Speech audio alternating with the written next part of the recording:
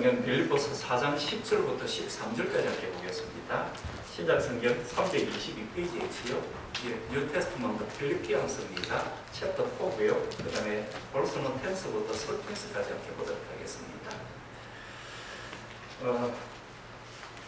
빌립보서 4장 10절에서 13절까지입니다. 10절입니다. 내가 주 안에서 크게 기뻐함은 너희가 나를 생각하던 것이 이제 다시 사기 남이니 너희가 또한 이를 위하여 생각은 하였으나 기회가 없었느니라.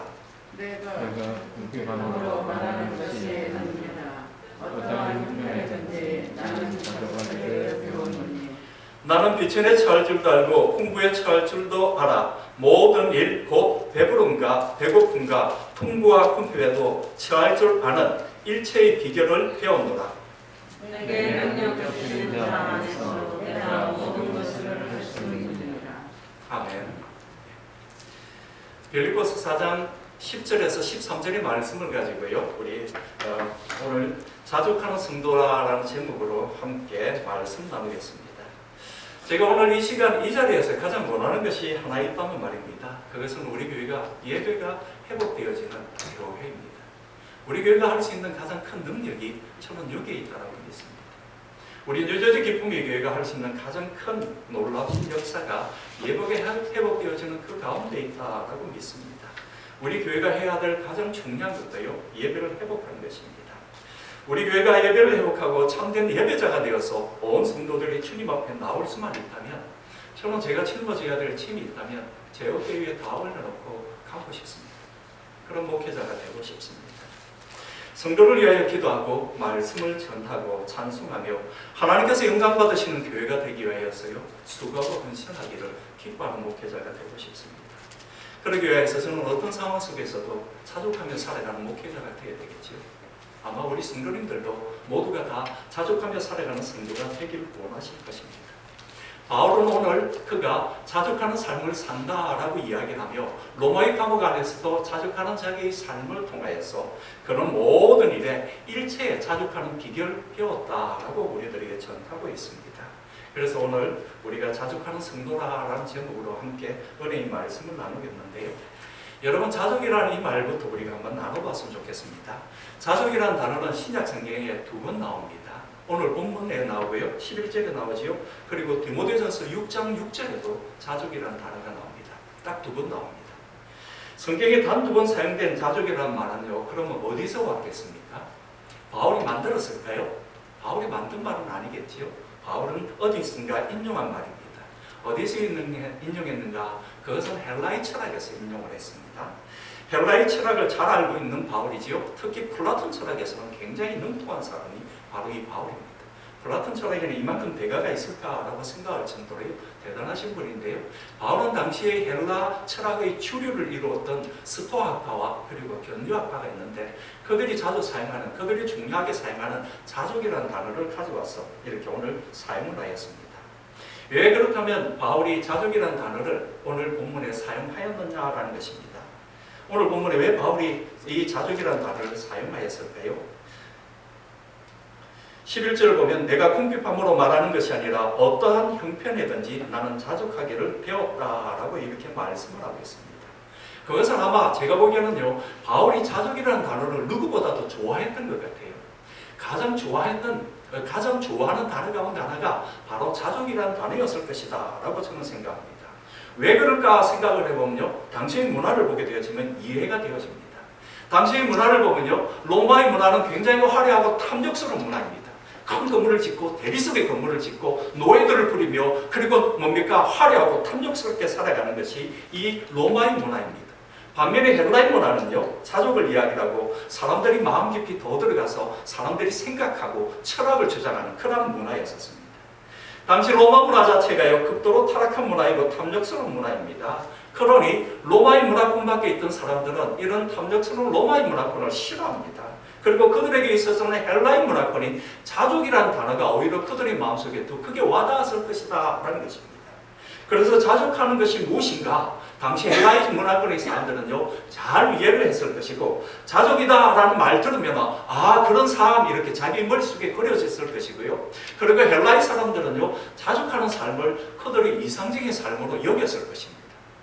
왜냐하면 스토아학파나 견유학파가 가장 주장하는 이상적인 삶이 바로 자족하는 삶이었기 때문입니다. 바울은 당시 사람들이 그토록 원하는 자족이라는 말을요, 이렇게 빌려와서 빌립보 교회를 향해서 우리도 자족을 이루어야 되고 나도 먼저 자족을 이루었습니다 라고 이렇게 말을 하고 있습니다. 그분들이 그토록 원하는 자족을 나는 이미 이루었다 라고 이야기를 하며 빌립보 교회를 향하여 당신들도 자족하는 삶을 사십시오 라고 이야기를 합니다. 오늘 저와 여러분들을 향하여서도 전하는 메시지가요, 우리들을 향하여서도 우리 모두에게 자족하는 삶을 살라라고 이렇게 전하고 있습니다. 이 자족이라는 단어를 조금 더 깊이 들어가서 보면요, 스토아학파나 이렇게 견유학파나 바울이나 자족이라는 단어를 사용하는 데는 틀린 점들도 여러 가지가 있겠지만요, 공통적인 굉장히 중요한 하나의 공통적인 요소가 있습니다. 그것은 무엇이냐라면요, 그것은 인간은 본성적으로 자족할 줄 모르는 존재다라는 것입니다. 그렇죠? 사람에게는 만족이 없습니다. 아마 로마의 문화를 바울은 인간의 본성적인 문화로 봤을 것입니다. 마찬가지로 우리들의 본성도 그와 같다라는 것입니다. 우리들 가운데 보면 그런 분들이 있지요. 그토록 원하던 것, 그토록 몇 달을 원하고 혹은 몇 년을 원하면서 정말 갖기를 원하였던 것, 많은 돈을 주고 삽니다. 그리고 나서는요, 몇 달을 사용하더니 와서 이야기를 합니다. 아, 이제 여러 번 썼더니 지겹다라고 합니다. 그러더니 다른 것 원한다, 다른 걸로 바꿔야겠다라고 이야기를 합니다. 더 이상 만족하지 못하겠다라고 이야기를 합니다. 사람들이 본성을 보면요, 만족을 오래 가기가 어렵습니다. 반면에 불평과 불만은요, 누가 가르쳐주지 않아도 우리들의 마음속에서 자연스럽게 일어납니다. 인간의 본성은 본성적으로 자족할 줄 모른다라는 것입니다. 성경은 우리가 자족하지 못하는 이유를 어디에서 찾냐면 우리들의 본성이 부패한 재성에 있기 때문이다 라고 이렇게 말씀을 하고 있습니다. 아담이 타락하였을 때 하나님께서는 아담을 징계하며 땅도 징계하셨습니다. 그래서 아담과 함께 땅도 저주를 받았지요. 우리가 땅을 보면 그것을 알 수가 있습니다. 땅은 가만히 두어도요, 잡초가 가득합니다. 잡초가 가득하고요, 가시나무가 무성합니다. 우리 파킹락 봐도 뻔히 알 수가 있습니다. 가만 놔두면 잡초와 가시나무가요, 무성하게 자랍니다. 잡초는 씨앗을 심지 않아도 괜찮습니다. 심을 필요도 없습니다. 가시나무는 묘종을 옮겨다 심을 필요도 없습니다. 가만 둬도요, 잡초는 무성하게 자라고 가시나무도 굉장히 깊이 있게 뿌리를 내립니다. 잡초는 끝없이 나는 것을 우리는 봅니다. 우리 인간의 마음들, 사람들의 마음도 마찬가지입니다. 가만히 놔두면요, 자족하지 못하는 마음, 불평하는 마음, 불만을 가지는 마음들은요, 끝없이 우리들 속에 자라납니다. 반면에요, 감사하는 마음은 가꾸지 않으면 절대로 우리들에게 만족하는 마음, 자족하는 마음은 우리가 가꾸지 않으면 우리들에게 나타나지 않는다라는 것입니다. 그래서 헬라의 철학이나 바울이 가지고 있는 공통적인 하나의 현상은, 하나의 공통점은 무엇이냐면 인간은 본성상 만족, 자족하지 못하는 존재다라는 것입니다. 그래서 이 자족을 바울은 그럼에도 불구하고 이루어야 된다라고 이야기를 하는데요, 어떻게 이룰 것인가라는 겁니다. 바울은 오늘 11절 이야기를 합니다. 뭐라고 한다고요? 배웠다라고 이야기합니다. 자족하려면 그것을 배워야 한다라고 이야기를 합니다. 이 말은 왜 무엇을 말하냐면 우리들에게 주시는 메시지, 빌립보 교회를 향하여 주시는 메시지가 여기서 분명합니다. 자족하기 이전의 삶과 자족하기 이후의 삶은 분명히 다르다라는 것을 우리에게 말하기 위해서입니다. 일체에 자족하는 비결을 배운 이후의 삶은 분명히 달라졌다라는 것을 우리에게 말씀하고 있습니다. 배우기 전에는 그런 자족하는 것을 몰랐습니다. 배우고 나서 자족하는 법을 알았습니다. 배우고 나서 자족하는 법을 알고 나서 그의 삶이 완전히 달라졌다라는 것을 우리에게 말씀하고 있습니다. 그래서 그는 이 자족을 이루기 위하여서 우리는 배워야 한다라고 하며 11절에 배웠노니, 그리고 12절은 배웠노라라고 이렇게 완료형으로 사용을 하고 있습니다. 그가 자족을 배웠더니요, 비천을 차릴 때나 풍부에 차릴 때나, 그가 배부를 때나 그리고 배고플 때나 어떨 때도 일체에 어떻다고요? 자족 만족하는 비결을 알게 되었다는 겁니다. 분명히 우리 인간의 본성상 볼 때는 비천을 차릴 때, 그리고 또한 우리가 배고플 때는요, 우리는 만족할 수가 없습니다. 본성상 그럴 수가 없는데 자족이라는 것을 배우고 나서는 나는 이 모든 일들 속에서 만족함을 누리게 되었습니다 라고 바울은 우리들에게 말씀하고 있습니다. 자족은 우리 인간의 본성은 아닙니다. 그래서 우리는 배워야 한다라고 이야기를 합니다. 헬라의 철학자들도 배워야 한다라고 이야기를 하는데요. 다만 바울이 자족을 배우는 방법은 분명히 헬라 철학과는 다릅니다. 철학자들은 어떻게 배웁니까? 물질과 권력과 명예의 욕심을요 어떻게 한다고요? 절제하는 것입니다. 그리고 깊이 성찰하여서 자기에게 그것이 필요한가 필요하지 않는가 판단하여서 절제하는 가운데 끊어냅니다. 끊어내면서 어떻다고요? 깊이 생각할 때 물질과 그리고 권력과 명예를 우리는 절제하고 끊어내면서 초월할 수가 있고, 초월하는 가운데서도 스스로 만족을 누릴 수 있다라는 것입니다. 그것이 헬라 철학이 말하는 것입니다. 자족은 이렇게 온다라고 그들은 이야기를 하는데요. 바울은 자족하기를 배우기 위하여서 헬라 철학 공부를 하지 않았습니다. 바울이 말하고자 하는 자족은요 전혀 다른 데 있습니다. 바울은 자족을 배우는 데를 어디서 배웠느냐라는 면요 오늘 본문에 나오지요. 내게 능력 주시는 자에서 내가 모식을 할 수 있다. 13절에 나옵니다. 그것을 말씀하고 있습니다. 예수 그리스도를 온전히 의지할 때 그는 내게 능력 주시는 자 안에서 나는 온전히 모식을 할 수 있고 모든 것을 할 수 있는 자족의 삶을 살 수 있게 되었다라고 이야기합니다. 능력 주시는 이라는 이 말은요 무엇이냐면 현재 분사형입니다. 이것은 예수 그리스도께서 지금 과거부터 지금까지 계속 지속적으로 내게 능력을 주시고 계신다라는 것을 말씀하고 있습니다. 환난과 역경 가운데서 이 모든 것을 초월하는 능력을 내가 가졌다는 것이 아니고요 우리들이 가지고 있는 것은 아닙니다. 바울이 말하고자 하는 것은 환난과 역경이 내게 찾아올 때 어떻게 한다고요? 주님 안에 있었더니 주께서 지속적으로 환난과 역경을 이겨나갈 수 있는 힘을 내게 공급해 주신다라는 말입니다. 그래서 우리가 이기며 나아갈 수 있다라는 것입니다. 할 수 있느니라라는 말씀은요 현재 직설법인데요 그것은 과거나 현재나 미래나 우리가 할 수 있는 능력을 갖고 있다라는 것입니다. 왜냐하면 주님께서 우리들에게 지속적으로 능력을 주시기 때문입니다. 헬라의 철학과는 전혀 다릅니다. 헬라의 철학은 현재의 자신의 삶을 부정합니다. 권력을 추구하고 명예와 돈을 추구하고 물질을 추구하는 나의 삶을 부정하고 그리고 그것을 절제함으로 말미암아서 내가 자족을 이룬다라고 하는데요. 바울은 나의 삶을 부정하고 절제하는 것이 아니라 어떻다고요? 어떤 상황 속에서도 예수 그리스도를 믿는 믿음 안에 있을 때 하나님께서 나의 모든 필요를 채워주시고 그리고 내게 주어지는 어려움과 환난을 내게 주시는 능력으로 능히 이기며 나아갈 수 있다는 것입니다. 그래서 내가 배가 고플 때나 내가 빛에 대처할 때나 어떤 상황 속에서도 주님 내게 주시는 능력으로 나는 이기며 나아가며 자족하고 기뻐할 수 있다라고 이야기를 하고 있습니다. 그래서 바울의 이 메시지는요 예수 그리스도를 깊이 만난 성도는 능히 자족의 삶을 살 수 있다라는 것입니다. 그래서 바울이 말하고자 하는 것은요 헬라의 철학과는 전혀 다릅니다. 전혀 다른 방법으로 이 자족에 이루고 있습니다.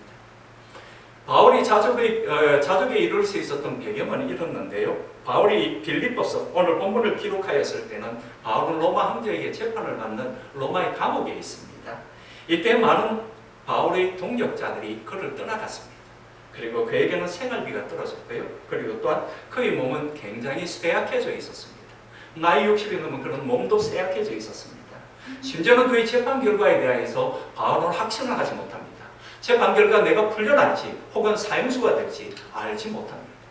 또한 재판 가운데 있으면서 그 스스로도 느낍니다. 이 재판을 받으며 내가 재판 밖으로 나가는 것, 해방되어서 나가는 것이 유익한 것인지 내가 이 감옥에 있는 것이 좋은 것인지 그 스스로도 알지 못하고요. 그리고 나가서 무엇을 할 것인가. 참 영적인 고민도 그에게는 참 많은 그러한 때였었습니다. 이러한 어려운 때에 무엇이 왔다고요? 빌립보 교회가 에바브로디도를 통하여서 헌금 선교비를 보내어서 바울의 로마의 감옥을 찾아왔었습니다.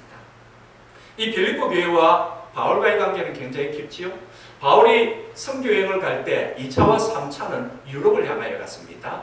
유럽을 향하여 갔는데요. 2차 선교여행 중에서 가장 먼저 세운 교회가 바로 이 빌립보 교회입니다. 그리고 바울이 이 빌립보 교회를 세우고 이렇게 2차와 3차 선교여행을 다 마치고 예루살렘을 향하여 돌아가는데요. 그런데 바울이 선교여행을 보게 되어지면 바울은 선교여행을 하는 동안 어디서든 살해를 받는 경우는 거의 없었던 것 같습니다. 그가 3차 선교여행을 다 마치고 예루살렘으로 귀환하는 그때에 밀레도에서 예배소 교회의 장로들을 불렀습니다. 그리고 마지막 고별 설교를 했는데요.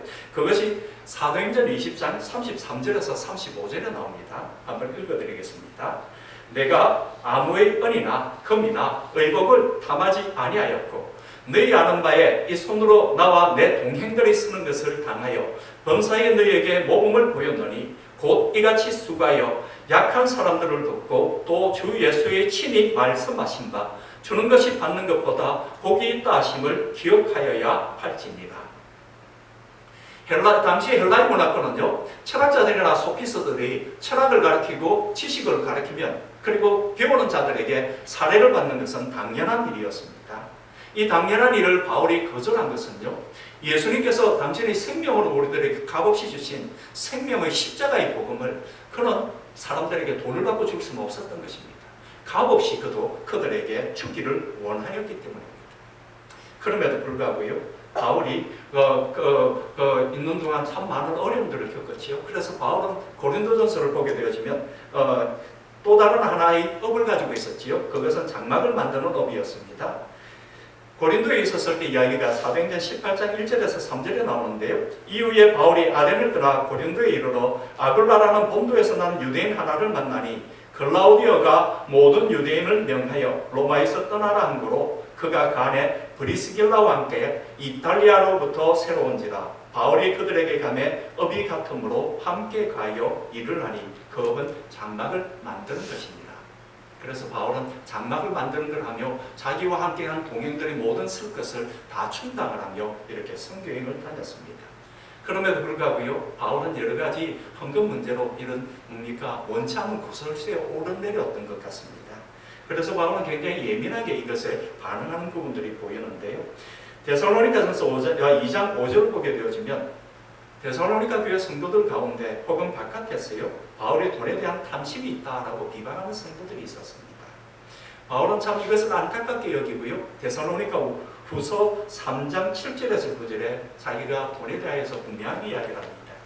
어떻게 우리를 본받을 것을 너희가 스스로 안 하니 우리가 너희 가운데서 규모 없이 행하지 아니하며 누구에서든지 양식을 값없이 먹지 않고 오직 수고하고 애써 주야로 일함은 너희 아무에게도 누를 끼치지 아니하려 함이니 우리에게 권리가 없는 것이 아니요 오직 스스로 너희에게 본을 주어 우리를 본받게 하려 함이라. 우리가 너희에게 복음과 지식을 전하고 너희들로부터 대접을 받는 것은 당연한 것이지만, 그러나 그것 때문에 너희들이 시험 받을 수 있으니 어떻게 한다고요? 우리가 밤낮으로 수고하여 돈을 벌어서 너희들에게 공짜로 음식을 먹는 것이 아니라 너희들에게 정당한 대가를 주고 음식을 받아 먹었다라고 이렇게 전하고 있습니다. 고린도 교회에서도 고린도후서 12장 16절 이하를 보면요, 바울이 환난당할 때 예루살렘 교회를 돕는다라고, 환난당하고 있는 예루살렘 교회를 돕는다고 디도를 보내어서 성경금을 이렇게 달라고 했다라고, 그래서 그것으로 비난하는 성도들이 있었습니다. 참 가슴 아픈 이야기지요.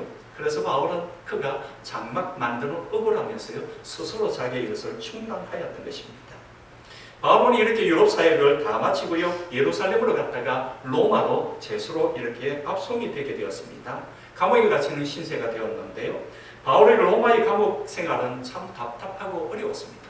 그 스스로도 힘겨웠다라고 이야기를 합니다. 감옥 생활에서 여러분 가장 필요한 것이 무엇인 줄 아십니까? 감옥 생활에서 가장 필요한 것은요, 가장 필요 없을 것 같은 돈입니다. 감옥에 있으면 먹여주고 재워주는데 무슨 돈이 필요하겠느냐라고 하지만은요, 감옥 생활에 가장 필요한 것은 돈입니다. 비록 몸은 감옥에 있어도요, 돈이 있으면 할 수 있는 일들이 많기 때문입니다. 비록 감옥 안에서요, 갇혀 있지만은 감옥 안에서 누릴 수 있는 그나마 작은 자유라도 돈이 있으면 누릴 수가 있습니다. 그래서 감옥에서 가장 필요한 것, 오늘날도요, 영치금이 가장 필요하다라고 이야기를 하지요. 돈이 있으면은 여러분 보십시오, 빵을 한번 사 먹을 수 있습니다. 일주일에 한 번씩 가다가요, 365일 똑같은 반찬에 똑같은 밥이 나오는데 한 번씩 고추장 사고 비벼 먹을 수도 있습니다. 감옥 안에 있으면서 빵 한 번 먹는 것, 그리고 고추장에 한 번 비벼 먹는 것이요, 너무도 큰 기쁨입니다. 그 기쁨으로 감옥 생활을 견디는 겁니다. 제가 감옥 가서 이걸 아는 건 아니고요, 군을 갔다 온 사람들은 압니다. 그래서 군 생활에 있으면서 고추장에 한 번 비벼 먹고요, 빵 한 번 사 먹는 것이 그렇게 큰 보람이 됩니다. 라면 가져와가지고 익지도 않은 라면을요, 뜨거운 물을 부어가지고 뽀글이라고 합니다. 그거 먹는 것이 그렇게 좋습니다. 똑같은 것을 먹는 자유가 억압된 그곳에서요, 영치금이 있으면 무엇이든 조금만한 그런 자유를 누릴 수가 있습니다. 그런데 지금 바울은 어떻다고요? 로마의 감옥 안에 있으면서 그를 경제적으로 도와주실 분이 없습니다. 돈이 가장 필요할 때 바울을 돕는 이가 적다라는 것입니다. 이런 상황 속에서 빌립보 교회에서 에바브로디도를 보내며 성경금을 보냈습니다. 이것을 받았을 때 저는 바울이 돈을 받았다는 것으로도 굉장히 기뻤을 것이다 라고 봅니다. 왜냐하면 그에게 가장 필요한 것 중에 하나이기 때문입니다. 그리고 또한 돈과 함께 성교 헌금과 함께요, 빌립보 교회가 그를 잊지 않고 위하여 기도하여 주고 여전히 그를 향하여 관심 갖고 있다는 사실도 너무도 기뻤을 것입니다. 그리고 또한 그들의 위로가 그의 마음속에 굉장히 크게 작용하였고요, 에바브로디도를 보내서 그를 위로해 주고 그를 간화하여 주고자 하였을 때 바울의 마음은 큰 위로를 받았을 것이다 라는 것을 알 수가 있습니다. 그럼에도 불구하고 바울의 감옥 생활은 괴로움이었습니다. 괴롭다라고 그가 이야기를 하는데요, 바울의 현 상황이 바로 4장 14절에서 19절, 우리 바로 다음 구절에 나옵니다. 다음 구절에 뭐라고 되어 있냐면 이렇게 말씀합니다. 그러나 너희가 내 괴로움에 함께 참여하였으니 잘하였도다. 굉장히 힘들고 어려운 감옥 생활이었다라는 것입니다. 빌립보 사람들아, 너희도 알거니와 복음의 시초에 내가 마게도냐를 떠날 때 주고받은 내 일에 참여한 교회가 너희 외에 아무도 없었느니라. 데살로니가에 있을 때에도 너희가 한 번뿐 아니라 두 번이나 나 있을 것을 보내었도다. 내가 선물을 구함이 아니요 오직 너희에게 유익하도록 풍성한 열매를 구함이라. 내게는 모든 것이 있고 또 풍부한지라. 에바브로디도 편에 너희가 준 것을 받음으로 내가 풍족하니 이는 받으실 만한 향기로운 제물이요 하나님을 기쁘시게 한 것이라. 나의 하나님이 그리스도 예수 안에서 영광 가운데서 그 풍성한 대로 너희 모든 쓸 것을 채우시리라. 그래서 바울은 로마의 감옥 생활이 괴로웠지만 그럼에도 불구하고 일체에 자족하고 있다라는 사실을 말씀하고 있습니다. 바울은 그가 말하고자 하는 것, 그래서 빌립보서 전체를 우리가 보면서요, 말하고자 하는 것은 그가 로마의 감옥 생활을 이길 수 있는 힘의 비결은 자족에 있었다라고 이렇게 말씀을 하고 있습니다. 자족의 힘은 굉장히 크다라는 사실을 말씀합니다. 스스로 자족하는 사람을 이길 수 있는 것은 없습니다. 여기에 능력이 있고 여기에서부터 기쁨이 오기 때문인데요, 우리가 주님을 온전히 의지하며 믿음 안에 설 때 주님께서는 우리들에게 자족하는 은혜를 주십니다. 우리가 예수 그리스도를 깊이 만날 때 주님께서는 우리들에게 우리들의 삶 속에서 자족하는 놀라우신 능력을 우리에게 더하여 주십니다. 한국의 크리스찬 기업인들이 참 많은 분들이 존경을 받으시는데 그 가운데서 가장 존경받으시는 분 중에 한 분이 최태석 장로님이십니다. 이 최태석 장로님의 이야기를 잠시 전해드리겠는데, 이분은 젊어서 만주에서 사업을 하셨습니다. 그러다가 한국이 해방되어지면서 북한 공산군들을 피하여서 월남하셨습니다. 월남하셨고요, 내려와서 이렇게 서울에서 사업을 하기 시작을 했는데요, 은행에서 대부를 받아서 서울에서 사업을 하기 시작을 하였습니다. 사업을 하는 와중에 6.25 전쟁이 터졌고요, 부산까지 내려가셨다가 9.28 서울이 수복되어지면서 서울로 올라와서 다시금 이제 사업을 다시금 다지려고 하시는데요, 중공군들이 와서 또 서울을 내주게 되었죠. 그래서 다시금 부산으로 내려가시게 되는데, 그런데 이분이 곰곰이 이렇게 계산을 해보니까 자기가 사업을 하기 위해서 은행에서 돈을 빌렸던 일에 대출일이 가까웠던 겁니다. 그래서 부산으로 피난을 가기 전에 이분이 먼저 돈을 가지고 가서 가방에 많은 돈을 가지고 한국은행을 찾아갔습니다. 한국은행을 찾아갔더니요, 중공군이 곧 온다는 소식 때문에 한국은행에는 모든 사람들이 아무도 없고요, 다만 큐라키온 한 사람만이 남아서 남아있는 모든 서류들을 태우고 있었습니다. 그래서 최태석 장로님 가셔가지고요, 이분에게 이야기를 합니다. 나는 대출 갚으러 왔다라고 이야기를 했습니다. 그랬더니 이분이 이상하게 생각을 합니다. 높은 사람들은 다 도망갔고, 그리고 또 모든 사람들은 다 갔고, 또 심지어는 이제 서류를 태우고 있기 때문에 당신이 대출하에 빌려간 것도 서류가 없으니 와봐야 갚을 필요도 없다라고 이야기를 합니다. 그럼에도 불구하고요, 최태석 장로님은 이 돈을 갚았습니다. 갖고는요, 그분이 가지고 있는 인감 도장을 찍어달라, 영수증에. 그래서 찍어달라 하고는요, 찍고는 제주도로 가족이 함께避難을 갔습니다. 제주도에서 굉장히 어렵게 사시면서요, 그런 가운데 이 최태석 장로님의 신실하신 모습이요, 여러 사람들에게 들리게 되어지고, 그리고 제주도에 있는 한국군의 군사령관 한 분이요, 이 최태석 장로님을 불렀습니다. 그리고 최태석 장로님도 사업하기 위해서 그분을 만나기를 원했었습니다. 그래서 그분이 군에다가 훈납을 해달라고 합니다. 뭘 하냐면 군인들 먹는 짠지 있지요. 예전에는 뭐 단무지가 아니고 짠지를 먹었잖아요. 그 짠지를 공급해달라는 겁니다. 그래서 짠지를 납품해달라고 하니요. 가서 최태엽 장로님 정말 성실하게 가장 신선하고 가장 깨끗하게 짠지를 만들어서 군납을 했습니다. 짠지 하나를 군납하는데 정말 성심껏 해나가는 최태엽 장로님을 보고요. 이 군사령관이 이분은 믿을만하다라고 이야기를 하거든요. 이제는 군인들을 위하여서 생선을 군납해달라라고 합니다. 자기가 구할 수 있는 대로 가장 신선하고 가장 좋은 생선을 가장 좋게 손을 봐서 군납을 하였습니다. 그리고 군인들이 먹을 음식이니 정말 성심껏 해서 군납을 했습니다. 그랬더니요, 군사령관이 다시금 불러서 군납해 나는 양을 훨씬 더 많이 해달라고 합니다. 그랬더니 이것을 굉장히 안정적으로 공급받기 위해서는 배가 한 척이 있어야 되겠다라는 생각이 들었습니다. 그래서 최태엽 장로님이 부산 당시로 피난와 있는 한국은행 본점을 찾아갔습니다. 한국은행 본점을 찾아갔더니요, 거기 있는 은행원이 당연히 거절하겠지요. 우리가 당신 뭐 믿고 빌려주겠느냐라는 겁니다. 전쟁 과정에 무슨 돈을 빌리겠다는 하느냐, 못 빌려준다라는 겁니다. 더군다나 당신은 지금 대출해야 될 담보도 없지 않느냐라고 이야기를 했습니다. 그래서 최태엽 장로님 한국은행에서 나오게 되었는데요. 나오시면서 그분이 궁금했습니다. 그래서 물었습니다. 내가 예전에 서울에서 구입할 수복이 되어지면서 돈을 갚았는데 그 돈이 안정되게 은행에 잘 들어갔는지 그거 하나만 확인해 주십시오라고 했습니다. 그리고는 영수증을 꺼냈는데요. 그랬더니 이 은행 직원이 깜짝 놀랍니다. 깜짝 놀라더니 최태엽 장로님에게 이야기를 합니다. 아니 바로 당신이 그분이군요 라고 이야기를 합니다. 그리고는 하는 말이 중공군이 서울에 입성하기 몇 시간 전에 빚을 갚은 사람이 있다던데 세상에 이런 사람도 있구나. 은행 바닥에 전체가 다 떠들고 전설적인 사람으로 소문이 나 있습니다 라고 이야기를 합니다. 그러더니 이분이요, 잠시만 기다려 주십시오. 내가 당신을 은행장님에게 소개해 드리겠습니다 라고 했습니다. 그리고는 최태엽 장로님은 은행장님에게 소개를 해줬습니다. 은행장님이 이 최태엽 장로님에게 이야기를 합니다. 당신 같은 사람이 있으니 우리 한국은 전쟁의 와중에 중공군이 이렇게 밀고 내려왔지만 소망이 있습니다. 당신은 정직한 기업인의 모델입니다. 내가 당신을 위해서 무엇을 해줄까요? 라고 했습니다. 그래서 배를 사야 되는데 지금 돈이 없습니다. 담보도 없습니다. 라고 했습니다.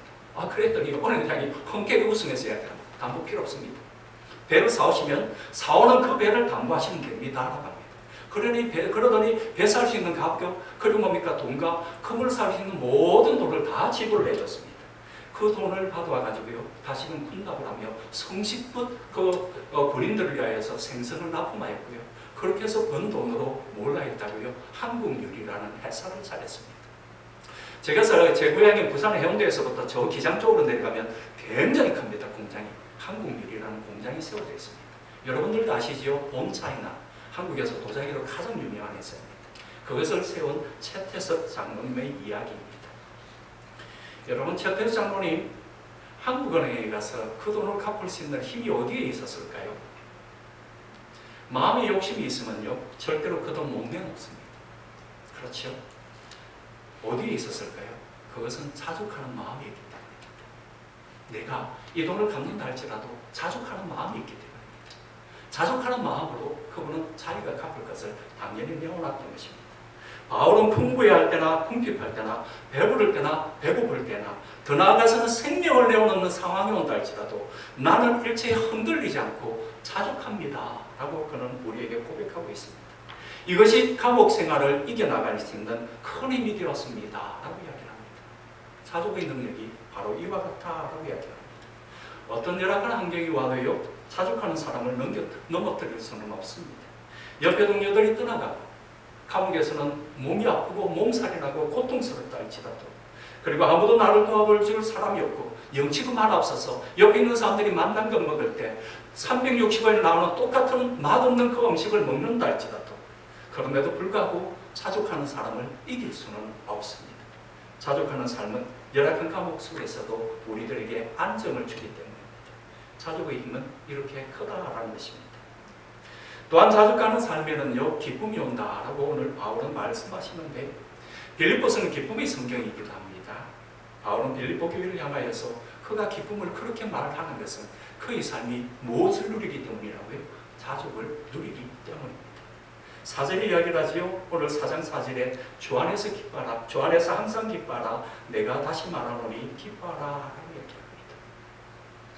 로마의 감옥 안에서도 항상 기뻐하라 라고 선포할 수 있었던 것은 그의 삶이 자족을 누리는 삶이었기 때문입니다. 자족하기 때문에 기쁨을 누립니다. 자족하기 때문에 기쁨이 우리에게 옵니다.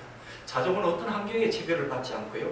항상 마음속에 우리들이 삶 속에 어떻습니까? 모든 것을 이겨나갈 수 있는 능력이 있기 때문에 기쁨이 우리들 마음에 찾아온다는 것입니다.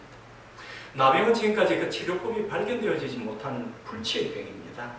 이 불치의 병 가운데서 눈썹이 떨어져 나고 코가 떨어져 나고 손이 떨어져 나가고 그것은 치유할 수가 없습니다. 그럼에도 불구하고 예수를 믿고 예수 안에서 자족하게 된 한 크리스찬 나병 환자가 이런 고백을 하였습니다. 세상은 참으로 공평하다고 생각합니다. 나은 자들에게는 건강한 사람들이 갖지 못한 감사의 조건 하나를 주님 주셨습니다. 그들에게도 웃음이 있고 만족이 있습니다. 어떤 면에서는 그들이 건강한 사람들보다도 더 행복할지 모릅니다. 그들은 생에 대한 탐욕을 다 버렸던 사람이고 마음을 완전히 비운 사람들입니다. 그러므로 마음을 비우지 못한 건강한 사람들이 못 보는 행복과 만족이 그들에겐 있습니다. 그래서 오늘도 기뻐하고 찬송합니다. 우리들이 참된 기쁨은요, 우리들이 자족하는 데 있습니다. 그래서 바울은 로마의 감옥 안에서 자족을 배웠다라고 이야기합니다. 윌런 뉴어섭이죠. 미국의 굉장히 유명한 저술가이면 목사님, 이분이 이런 이야기를 했습니다. 우리 인생에는 온도계가 필요한 것이 아니라 온도 조절계가 필요하다고 합니다. 그 말씀이 맞습니다. 덥다라고 나타내는 온도계가 필요한 것이 아니고요. 더울 때 온도를 낮춰줄 수 있는 온도 조절계가 필요합니다. 추울 때 춥다라고 말할 수 있는 것이 아니고요. 추울 때 온도를 올려줄 수 있는 온도 조절계가 필요합니다. 여러분, 우리 인생의 온도 조절계가 뭐라고 생각하십니까? 그것은 자족하는 마음입니다. 온도계가 있어서 더워서 확 올라가고 추워서 확 깔아놓는 것이 아니고요. 그것을 조절하며 나갈 수 있는 것. 일체에 우리가 자족하며 흔들리지 않는 삶을 살게 되어지는 것. 그것은 온도 조절계가 바로 자족이기 때문입니다. 우리는 바울이 로마의 감옥 안에서 자족하는 삶을 사는 것을 보여주는데요. 그 자족하는 삶의 흔적들을요, 바울은 빌립보서 1장에 기록하며 왜 그가 기뻐하는지를 우리에게 너무도 자세하게 설명하여 주고 있습니다. 로마의 감옥 안에서도 자족하는 바울의 놀라운 은혜를 우리들에게 말씀을 하고 있는데요. 우리가 1장 가게 되어지면 1장 12절에 이야기를 합니다. 형제들아, 내가 당한 일에 도리어 복음 전파에 진전이 된 줄을 너희가 알기를 원하노라 라고 합니다. 내가 당한 이 일이 복음 전파에 진전이 된 것을 너희가 알기를 원한다라고 이야기를 합니다. 로마의 감옥 안에서도 그가 기뻐하고 자족하며 모든 사람들을 향하여 기쁨과 자족의 마음으로 그들을 대하여 나아갈 때 놀랍게도 로마의 감옥 안에서도 복음의 진전이 있었습니다 라고 그 은혜를 우리들에게 전해주고 있습니다. 그리고 그 이유를 이야기를 하는데요. 13절에 바로 나도 설명을 합니다.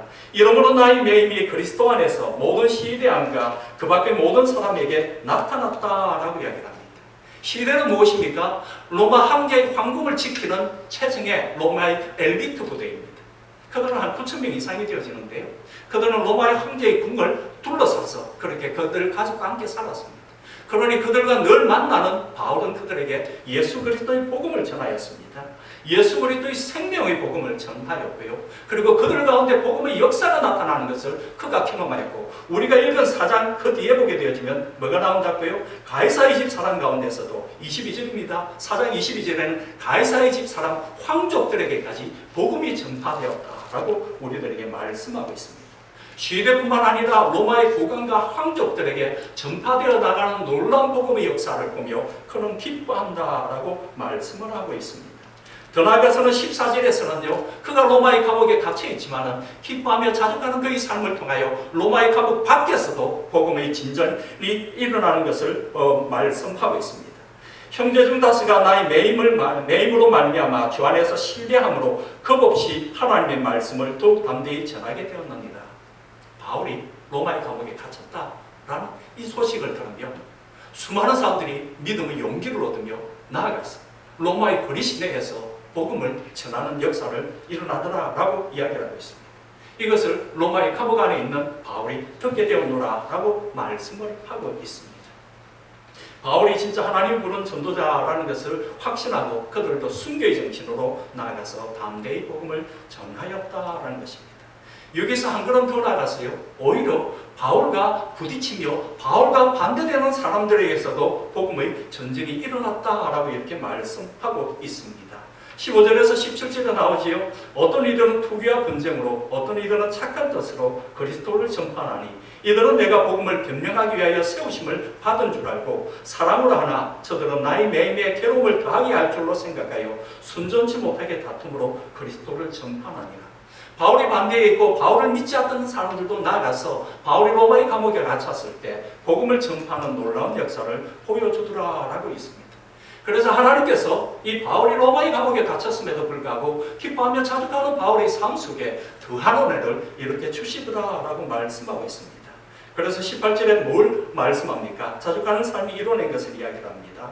그러면 무엇이냐? 거칠애로 하나 참으로 하나 무슨 방도라든지 전파되는 것은 그리스도니 이로써 나는 기뻐하고 또한 기뻐하느니라 라고 오늘 4장 4절의 말씀을 다시 한번 기뻐하고 기뻐한다라는 것을 반복하여 기록하고 있습니다. 로마의 감옥 안에서조차 자족하며 기뻐하며 복음을 전하는 바울을 통하여서 예수 그리스도 십자가의 구속의 역사가 로마 시대 전체에 퍼져나가고 있는 것을 보여주더라라는 것입니다. 자족은 여러분 세상의 열악한 환경이 못 걷습니다. 자족하는 사람을 세상의 능력이 없앨 수는 없습니다. 우리가 우리의 삶 속에 하나님 내게 주시는 기쁨과 감사함으로 살아간다면요, 세상 누구가 우리를 이기며 나아가겠습니까? 못합니다. 심지어는 누구도 못 온다고요? 사단도 못 옵니다. 우리가 진정으로 자족하며 나아간다면 사단도 우리들에게 틈탈 수 없습니다. 내가 예수 그리스도 안에서 예수 그리스도를 말미암아서 참된 기쁨과 만족을 누리며 살아가는데 어떻게 오겠습니까? 못 옵니다.